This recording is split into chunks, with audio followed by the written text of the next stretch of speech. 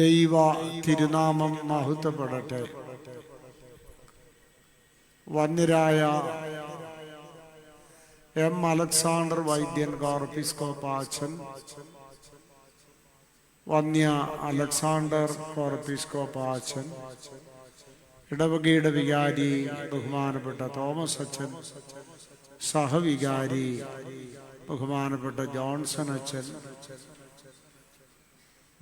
ശുശ്രൂഷക സംഘത്തിലെ അംഗങ്ങൾ, ഈ ദേവാലയത്തിലും ചുറ്റിലുമുള്ള പ്രിയപ്പെട്ട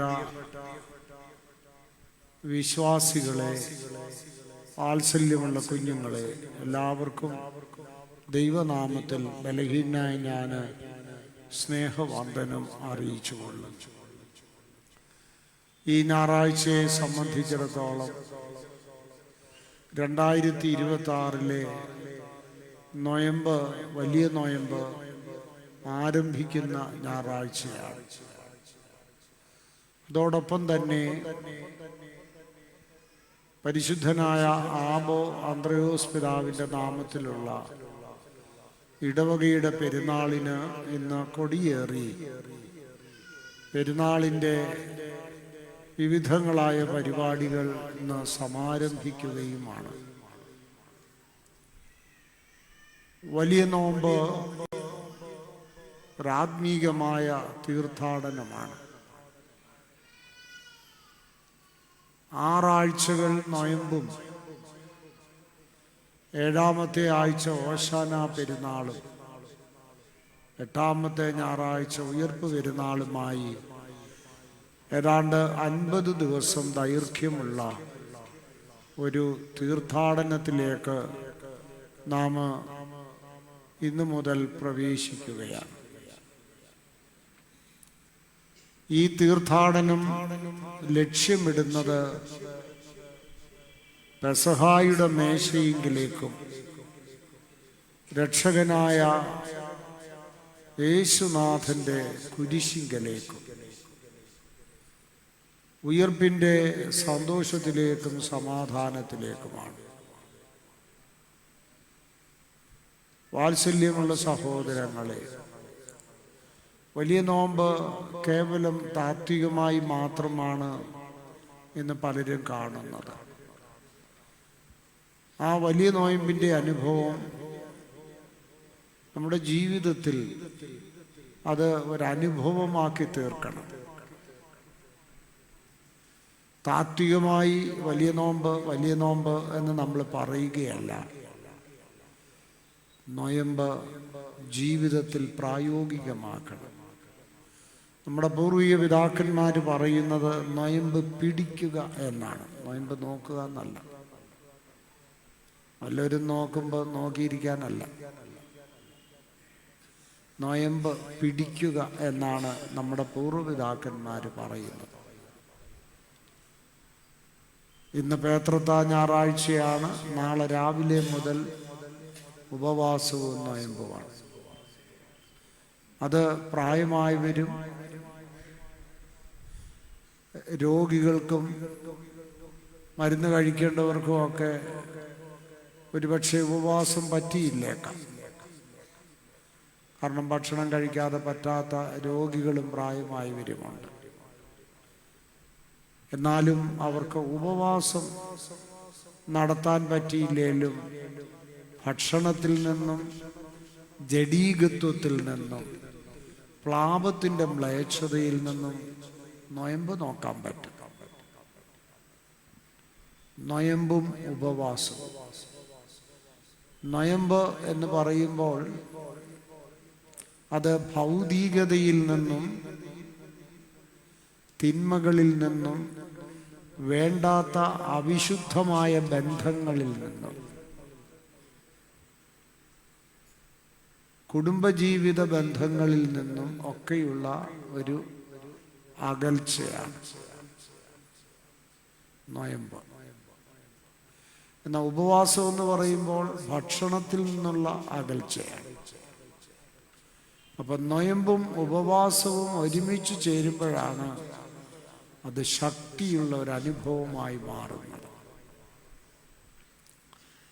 ഓരോ ദൈവ പൈതലിൻ്റെയും ആത്യന്തികമായ ലക്ഷ്യം മാലാഖമാരുടെ ജീവിതം പ്രാപിക്കുക എന്നുള്ളതാണ്. The ultimate destiny of every Christian is to become,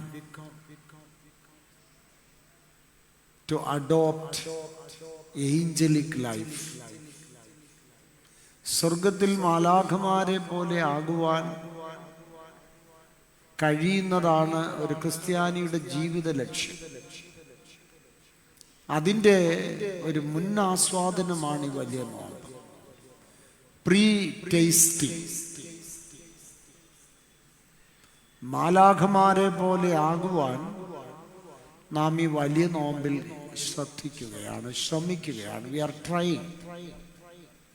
അപ്പോൾ കുഞ്ഞുങ്ങളും ചെറുപ്പക്കാരും പ്രായമായവരും സ്ത്രീകളും, പ്രത്യേകിച്ച് സ്ത്രീകൾ, ഒരു കുടുംബത്തിൽ നോയമ്പ് ഉപവാസവും പാലിക്കുവാൻ ശക്തമായി നിൽക്കേണ്ടത് സ്ത്രീകളാണ്. ഭക്ഷണം വെച്ചില്ലെങ്കിൽ പിന്നെ ആരും കഴിക്കത്തില്ലല്ലോ. അപ്പം നോയമ്പുള്ള ഉപവാസമുള്ള ദിവസം ഭക്ഷണം വേണ്ടാന്ന് തീരുമാനമെടുക്കാൻ സ്ത്രീകൾക്ക് കഴിയണം, കുടുംബിനികൾക്ക്. അപ്പോൾ ഞാൻ വിശദീകരിക്കുന്നില്ല.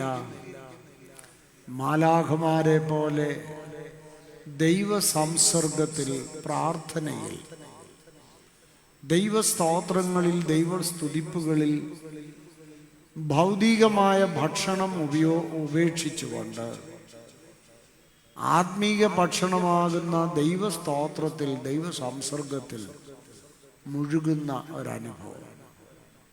ഇത് നമ്മളിങ്ങനെ തിയറിയൊക്കെ പറഞ്ഞിട്ട് കാര്യമില്ല.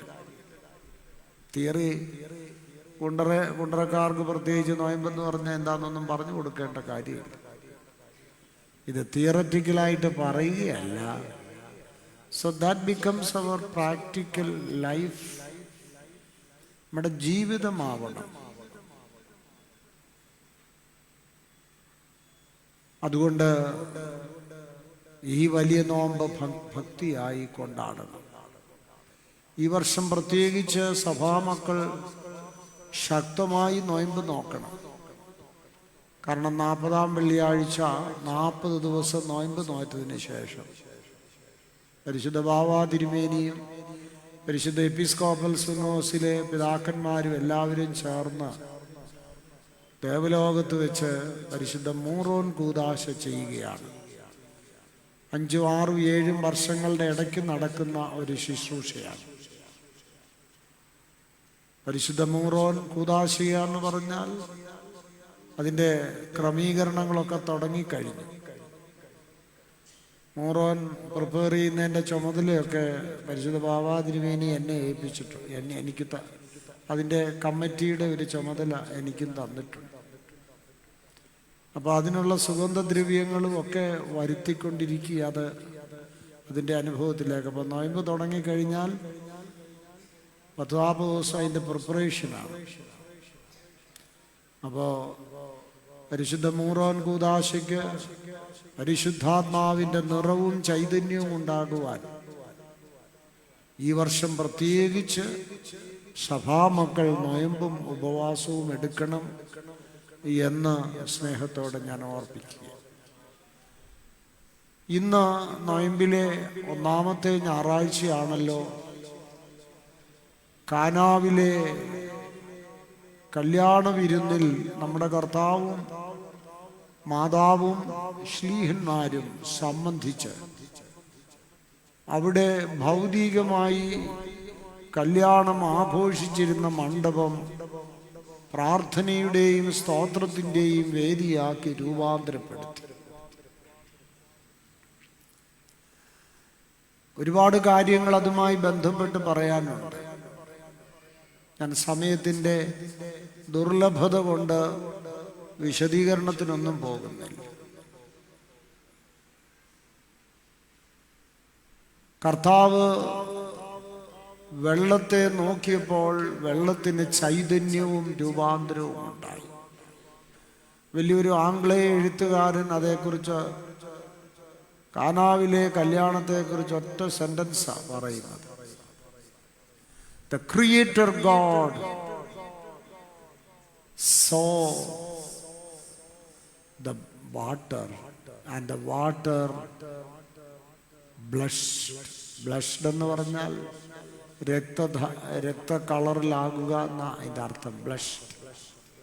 ബ്ലഡിൻ്റെ ബ്ലഷാണ് ബ്ലഷ്ഡ്. The Creator God sees the water and the water turns blushed. ആ ഒറ്റ സെന്റൻസിൽ എല്ലാം അടങ്ങിയിട്ടുണ്ട്. സൃഷ്ടാവായ ദൈവം സൃഷ്ടിയെ നോക്കിയപ്പോൾ സൃഷ്ടിക്ക് രൂപാന്തരമുണ്ടായി. Creator God. ആ ഒറ്റ നോട്ടം മതി സൃഷ്ടിക്ക് രൂപാന്തരം ഉണ്ടാകുവാൻ. പ്രിയപ്പെട്ടവരെ, നൊയമ്പിന്റെ അനുഭവത്തിലൂടെ ഒരു പുതു മനുഷ്യരായി നമ്മൾ രൂപാന്തരപ്പെടണം. ഞാൻ വീണ്ടും ആവർത്തിക്കുകയാണ്, ഇതിങ്ങനെ പ്രസംഗം പറഞ്ഞിട്ട് കാര്യമില്ല. നമ്മുടെ മനസ്സുകൊണ്ടും ചിന്ത കൊണ്ടും നമ്മുടെ ബന്ധങ്ങൾ കൊണ്ടും നമ്മുടെ എല്ലാ കാര്യങ്ങൾ കൊണ്ടും നമുക്കൊരു പുതുമയുണ്ടാവണം. ഈ വലിയ നോയമ്പെന്ന് പറഞ്ഞ it is a festival of repentance. അനുതാപത്തിൻ്റെ ആഘോഷമാണ് വലിയ നോമ്പ്. Festival of repentance. It is a festival of fellowship with god, with almighty god. ദൈവവുമായുള്ള ഒരു വലിയ കൂട്ടായ്മയുടെ ആഘോഷമാണ് വലിയ നോമ്പ്. അനുതാപത്തിൻ്റെ ആഘോഷമാണ്, ഫെസ്റ്റിവലാണ്. Festival of repentance. ഇതൊക്കെ കേട്ടു പോകുക മാത്രമല്ല, നമ്മുടെ കുടുംബങ്ങളിൽ നമ്മുടെ ദൈവമക്കളെല്ലാവരും നൊയമ്പ് നോക്കുമ്പോൾ സഭയ്ക്കും സമൂഹത്തിനും നിങ്ങളുടെ കുടുംബത്തിനും അനുഗ്രഹം ഉണ്ടാവും, ഉറപ്പാണ്. നിങ്ങളൊന്ന് പരീക്ഷിച്ച് നോക്ക്. ഭാര്യയും ഭർത്താവും കുഞ്ഞുങ്ങളും നല്ല തീഷ്ണതയോടെ ഈ വർഷത്തെ നൊയമ്പെന്ന് നോക്ക്. നിങ്ങളുടെ കുടുംബത്ത് ഐശ്വര്യമുണ്ടാവും. നിങ്ങളുടെ കുടുംബത്തിലെ പ്രശ്നങ്ങൾ മാറും. നിങ്ങൾക്ക് ദൈവകരുണയുടെ മഹാമാരി നിങ്ങളുടെ ഭവനങ്ങളിൽ, നിങ്ങളുടെ വ്യക്തികളിൽ ചൊരിയും. നിങ്ങളൊന്ന് പരീക്ഷിച്ച് നോക്ക്, ഒന്ന് പരീക്ഷിച്ച് നോക്ക്. ഈ വർഷം, അടുത്ത വർഷം നമ്മളുണ്ടോ എന്ന് ആർക്കറിയാം? ഇതെൻ്റെ അവസാനത്തെ വർഷമാണെന്നൊന്ന് ആർക്കെങ്കിലും പറയാൻ പറ്റുമോ? ആർക്കും പറയാനൊക്കത്തില്ല. ഇതെൻ്റെ അവസാനത്തെ വർഷമാണെങ്കിൽ ഈ വർഷം ഞാൻ ഈ 50 ദിവസം ആത്മാർത്ഥമായി നൊയമ്പും ഉപവാസവും പ്രാർത്ഥനയും എടുക്കും എന്ന് ഒരു തീരുമാനം ഈ ദേവാലയത്തിൽ വെച്ചെടുക്കണം. ഈ വലിയ നോമ്പ് ആത്മീയതയുടെ വലിയ അനുഭവമായി മാറട്ടെ.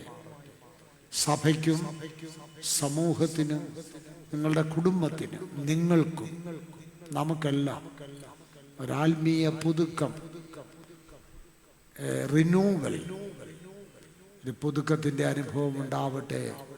അതിന് ദൈവം തൻ്റെ പരിശുദ്ധാത്മാവിനെ അയച്ച് നമ്മെ എല്ലാവരെയും വാഴ്ത്തുകയും അനുഗ്രഹിക്കുകയും ചെയ്യട്ടെ.